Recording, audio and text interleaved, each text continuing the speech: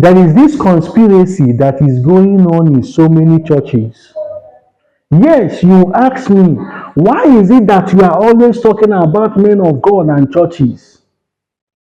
Because we have so many problems going on in churches and we are not talking about it. Listen to me. Someone asked me, yes, why is it that a man of God will die and his son will become the general overseer?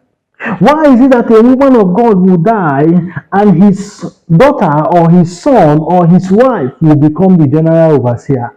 Are we building people's empire?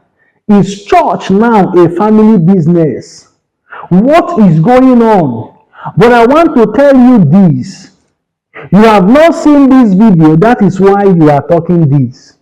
But I want you to watch this video that I'm about to show you now. See the reason why men of God will die and the son or the daughter or the wife will take over the church. You will ask a question, are there not other people in the church to take over this mantle?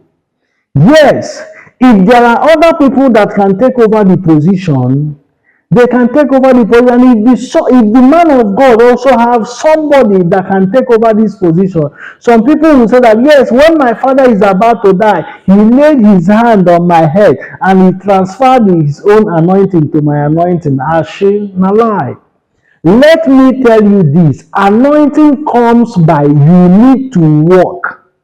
You need to work. Let nobody deceive you that I transfer the anointing that I have in you. No. They can pray for you, but you need to do what? You need to work. You need to work out that anointing so the anointing can stay up in you. See the reason why men of God die and the wife or this daughter or the son will take over the church.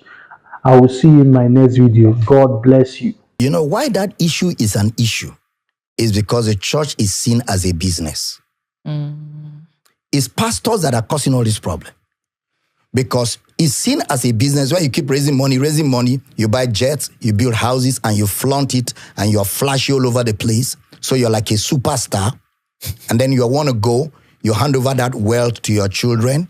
So it's like a family business. But that's not what it's supposed to be. The church is supposed to be the pillar and the ground of the truth, where Christ is dispensed, not where we sell and buy, not where we make merchandise, where people are led to an active relationship with God, where people are taught to live their lives to please God. That's what the church is supposed to be. Are people supposed to give in church? When their lives are blessed, they will give to support the work. But the main core of the church is not supposed to be collecting, giving, and all kinds of gimmicks. That is why Jesus went to the temple with a whip and whipped out people that were selling and buying. And that's the same thing we see replicating today. Now, having said that, let me say this also.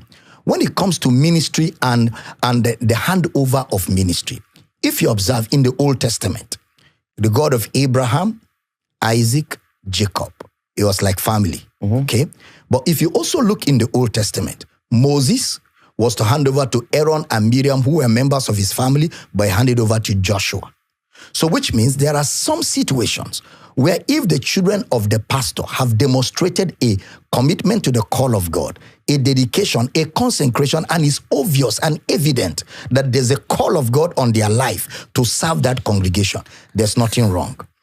But if those children of the pastor don't even have any mark of God's call, they just carry them like CEOs and put, then something is wrong with that. And also there are cases where the pastor's children may not be excited about wanting to do ministry, where the man of God will have to look in the congregation for somebody like Joshua, who has learned, who has grown, and who is serving that church and can fill into those shoes and be a blessing to that congregation. There's no hard rule about it. That's the point I'm making. And it's not supposed to be an inheritance for a family. No, it's supposed to be built on calling, devotion, maturity, and the ability